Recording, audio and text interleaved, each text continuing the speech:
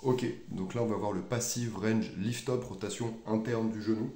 Donc on va venir, comme pour la position du coup du pace raise au niveau interne du genou, on va venir dans la même position, sauf qu'au lieu du coup, donc je redis les consignes, hein.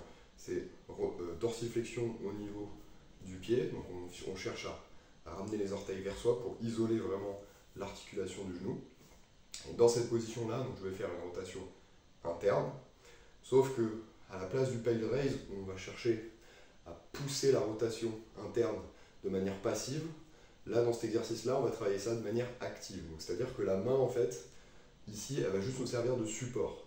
Donc, première étape, on va chercher une amplitude interne le plus loin possible. Normalement, pas l'amplitude maximale, mais proche. Et une fois qu'on est dans cette position-là, notre main ici, elle va juste permettre en fait de servir de support.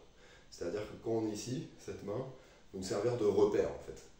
Et une fois qu'on est là, on n'utilise pas la main, hein, on va venir chercher la rotation interne du pied le plus possible. Hop, on tient le nombre de la durée indiquée sur le programme, hop, et on revient. Et là, quand je reviens, du coup, ma main me sert de repère en fait pour ne pas faire de rotation externe trop importante. Donc je suis ici, je répète, je vais chercher la rotation interne de mon genou en isolant avec les doigts de pied vers soi, tac.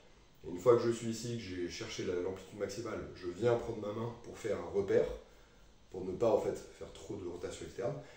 Et une fois que je suis ici, bah là je vais chercher à décaler mon pied, enfin mon genou en rotation interne le plus possible. Hop, 2, 3 avec la durée indiquée, et je reviens avec le repère que j'ai fixé avec ma main.